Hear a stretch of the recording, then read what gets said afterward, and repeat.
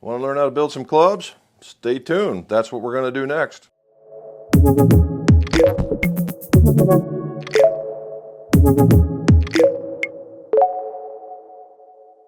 Welcome back to the McGolf Shop. Jim McCleary here. This is the McGolf channel where we talk about golf club repairs, golf club reviews, golf club fittings. Also, your scores can go low. If you would, like, subscribe, hit that stuff across the bottom so you get the notifications every time one of these videos is released. And that way you can ensure this information gets out to the YouTube universe. If you're interested in doing this thing and more one-on-one, we do a live stream on Mondays. It's called What's in My Drawers Golf Talk. It's what's in the drawers of the shop, and it's the same stuff. It's just one-on-one.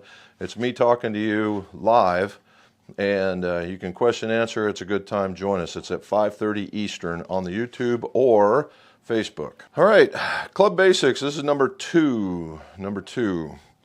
And so this is a set of tailor-made P790s that are going for Geo. They're going to the East Coast. And what he wanted to do was take out the old shafts, which were some DG 105s, and put in some Axiom 105s. And so that's what we're going to do. So in the first segment of this is that we showed you about the receipt. We talked about what you got to look for, things you got to do, and the idea here is in any of the repairs you might need to make as far as disassemblies, that kind of thing, to set up a successful assembly for the golfer. That's next. Okay, so what do we have? Now we're back into reviewing what do we have again. All right, so we now have, again, we're talking about the P790, all right, the P790.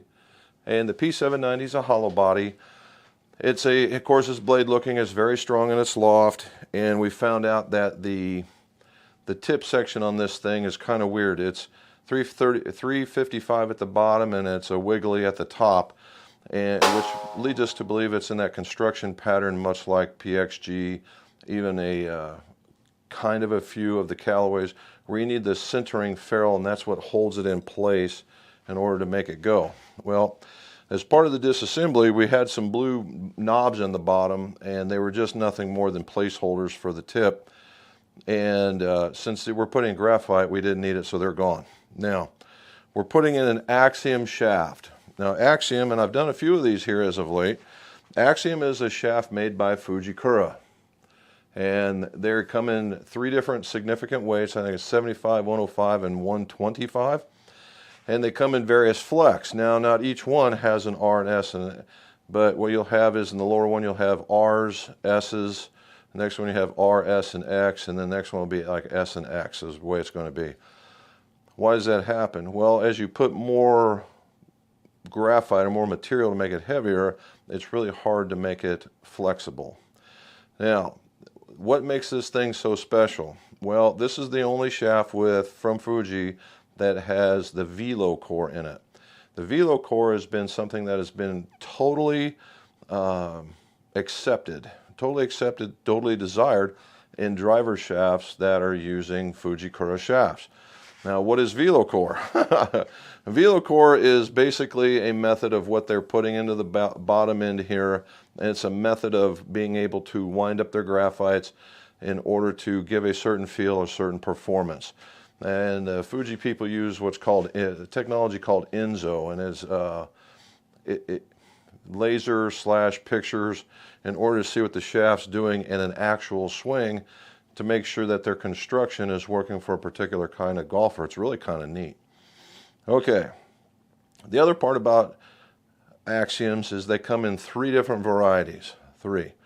All right, they come in a long iron, a mid iron, and a short iron. The long irons are 2s, 3s, and 4s.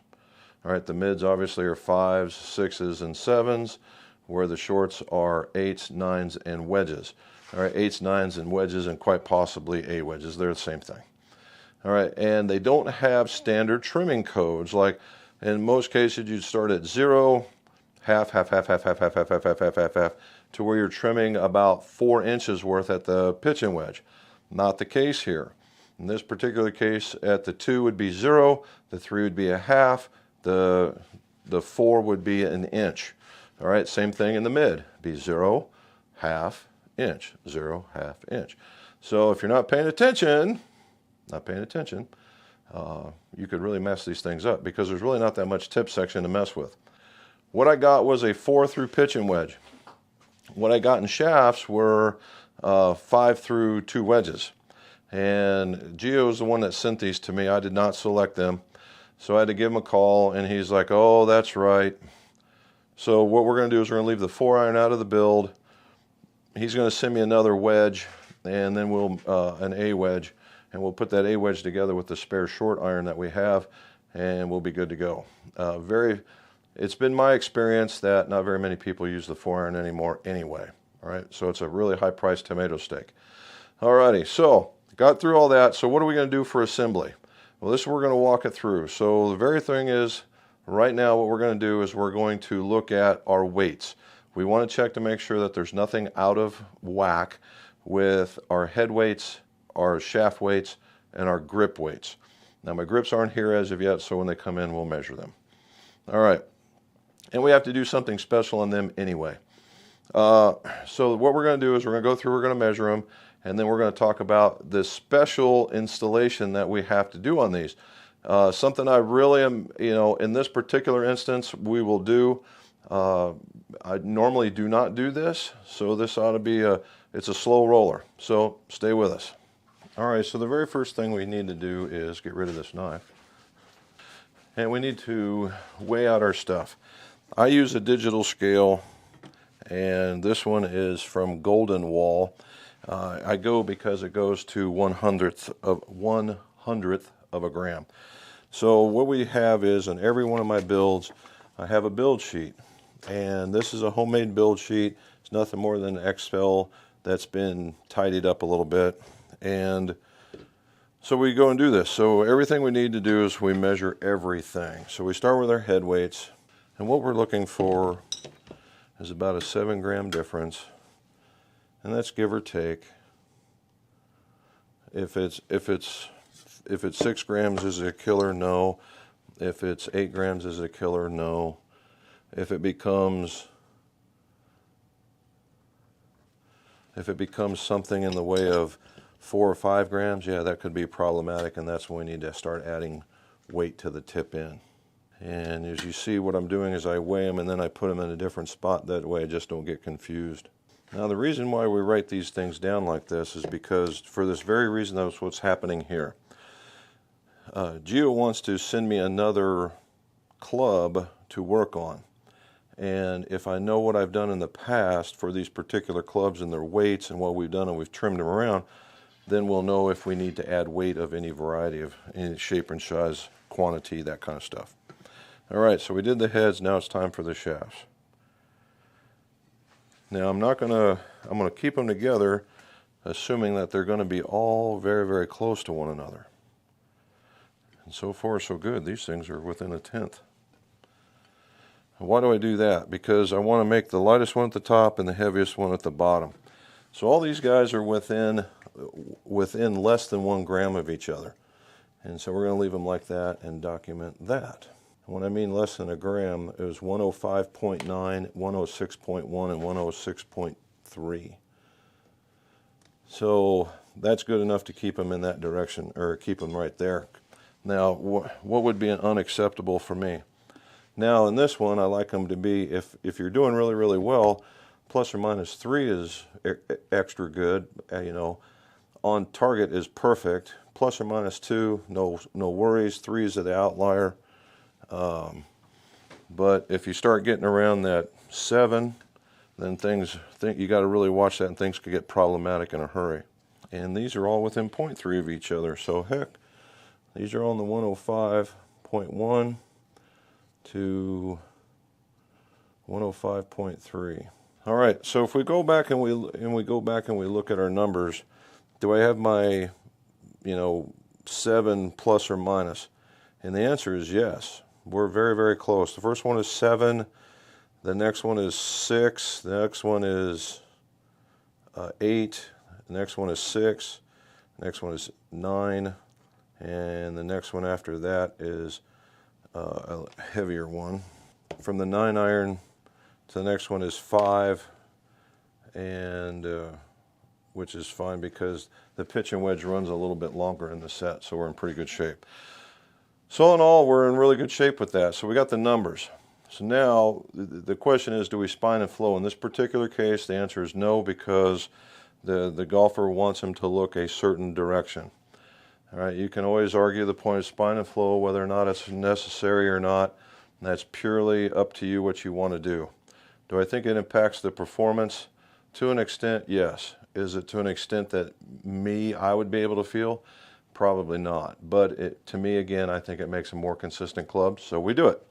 All right, so let's go to the bench and make some assemblies. All right, we come over to the assembly bench. Now, normally what would happen here is I would still be in the other bench, then there's the measuring bench, in order to determine flexes, that kind of stuff.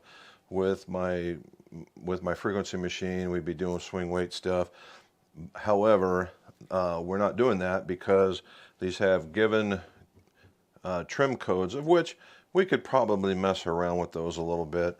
But we're going to see now, in the last two I've built, they've been actually pretty good where they've been at with the weights that we've been using. So that's what we're going to do. Now, what makes this different? All right, the Axiom shaft, it says it is a 370 that can go into a 355. Now, and that's me shortening it up, okay?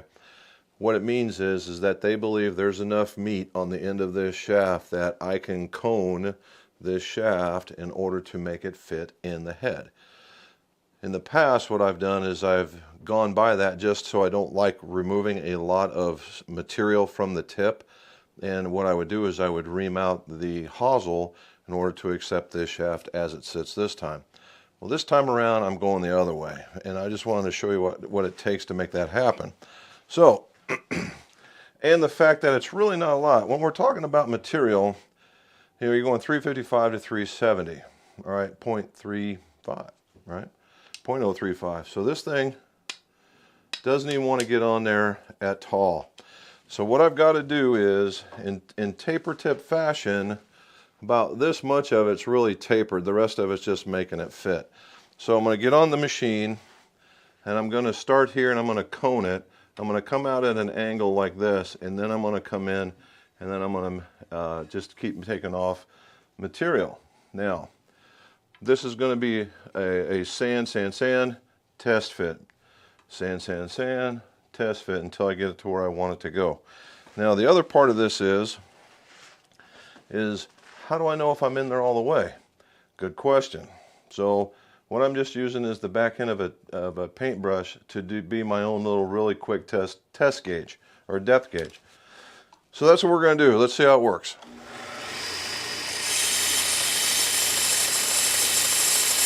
All right, now you see where I've coned this, and it's certainly taken a lot more off of there.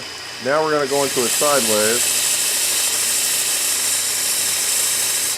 And you can tell by the amount where I've taken off some paint and then I've gotten into the next layer.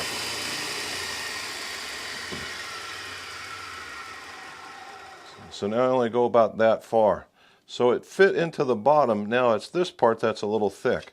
And if I really want to go into that spot, all right, so I had to stop for a customer. So anyway, we did the first amount of removal, and it goes about halfway on-ish. All right, so we're going to remove a little bit more.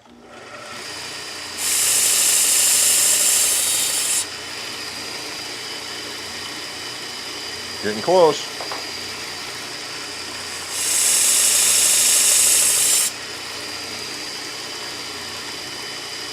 Ooh, that's pretty good. All right, so here's where we do the depth gauge test. So you can see it all in one motion. We push that all the way to the bottom, use our thumb as the top, and we know that the end of right where I've been removing the paint is where we want to be, and voila, we are there. And it fits. So that's what we got to do again. Just so you can see it one more time. Make sure I got the right shaft. Yep. Okay, again, doesn't want to fit, right there on top. We'll cone it and remove some stuff. Cone it.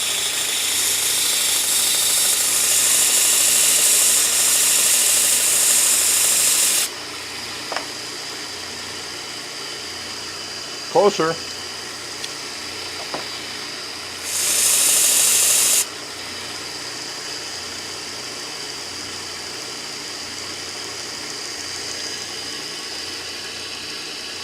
Almost.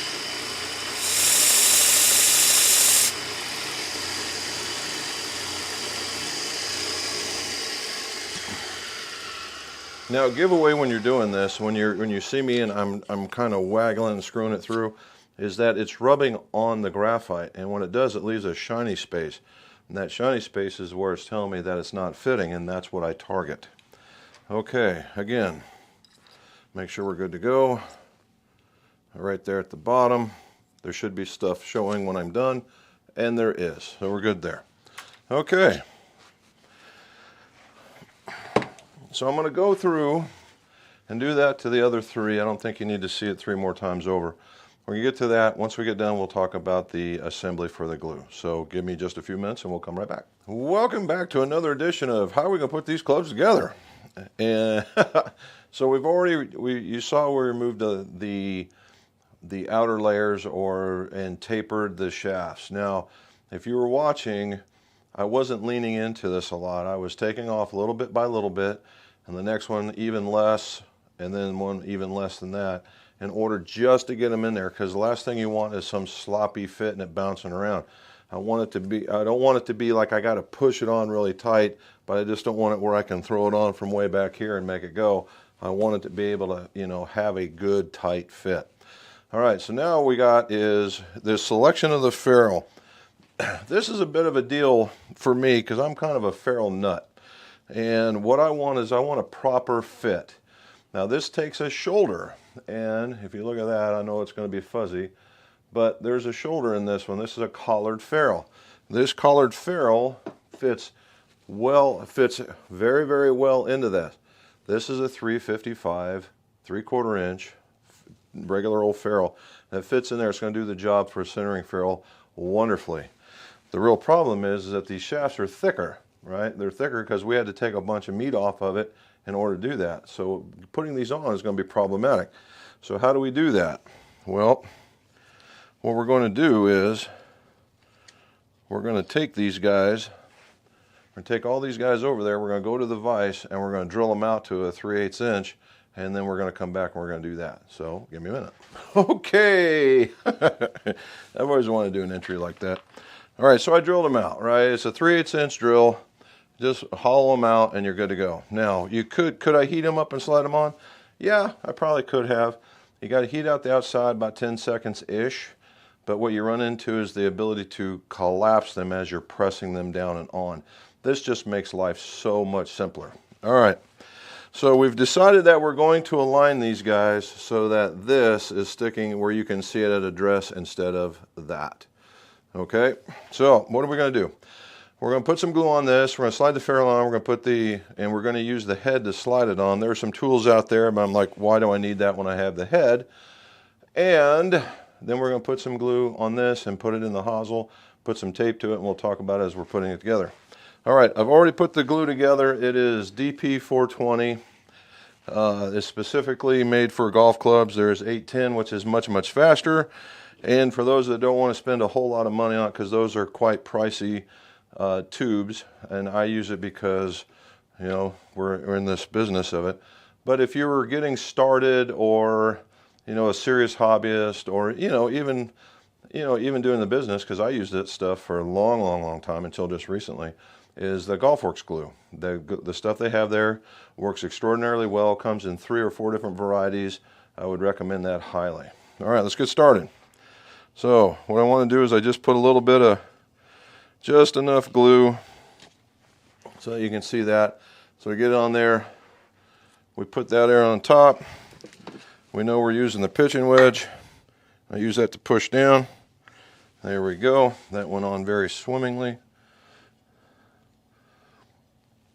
All right, so I just put enough glue on there, about halfway up, and I start spinning it so that it fits into the hosel. All right, and you take it out, and what you're looking for is to make sure that there's an even coating all the way around. Last thing you want to do is have it sitting where it gets held up, for whatever reason, and that way you get a 360 bond. All right. Looks good. You can spin the head, make sure it's there.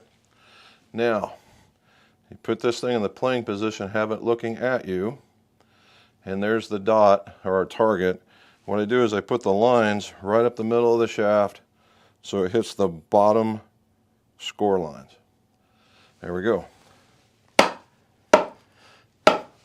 And then what I do is, you heard me tapping it down, and I tap it down until you hear, you can actually feel it, but you can listen for the sound as well. And then last but not least, wipe off all the excess. And you keep turning it and wiping until you find no more. Because the last thing you want to do is have to pick this stuff off. All right, piece of tape goes across, prevents ferrule creep. There you go. Now we'll do one more like that. Just a thin layer on the shaft, and what that does allow the ferrule to have something to adhere with so you don't have ferrule creep later on down the road. Make sure I got my 9-iron, push down. Going at 380 was a good, heck of a good call. All right, see that with enough on there, just barely. As I spin it to get it in there.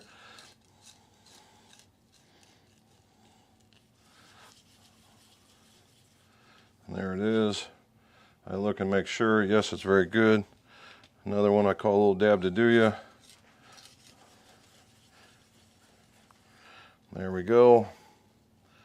Make sure it's aligned. Bottom line, bottom score lines, middle of the thing. You hear where the sound change? Double check. And my quadranted off paper towels. Make sure the bottom is good, and then make sure the top is good. See, there's a little bit more we gotta get rid of. There we go. Piece of tape. And there we are. All right, so I'm on a kind of a time crunch with this, but that's what we're gonna do for the next 4. So once we get done, I'll show you what they look like. All right, I got through the last 3 in order to get them out there. I ran into some problems on the very, very last ferrule. It cracked. That happens sometimes. So I always have a couple extras, and I always have a whole drawer full of these things. So what I did is I went right back before the glue started to gel up. I went back and I drilled it out and put it on there and got a new one. And while it was still warm, it was a little more malleable and it was able to stretch onto the shaft. I don't know why that one was any different than the rest, but that's what you run into here. Keep a clear mind, a cool head, go through the same process so you get the same results. Alrighty, so what we're seeing is, you saw on here, the heads are sitting up there. They have the tape on there to prevent the ferrule creep. They're going to sit like that in the playing position until the clubs are dry, and then that way the glue wants to settle down into the hosel, not up into the shaft. And all of a sudden, you also see the amount of we'll call it cleanup material that we had to use. So I've got to get, once we get done here, I'm going to pick all this up, clean up the shop a little bit more, and we'll be going into the 3rd installment, which is the final, we'll call it the dress up, which is finishing ferrules, cutting to length, and installing the grips. So this is Club Basics number 2, and this was the assembly, which you saw, and you got to learn some really new stuff, really cool stuff in the idea of how to manipulate the tip to make it fit in there, and to ensure that you got your hosel depth installed in there, so at the bottom of the club, to make sure that you're tapping it down what happens, and how to deal with some tricky ferrules. All right, so that's not too bad. So if you have any questions about it, put in the show notes below, and like and subscribe, and join us on the live stream. All right, and as always, let's see your scores. Go low.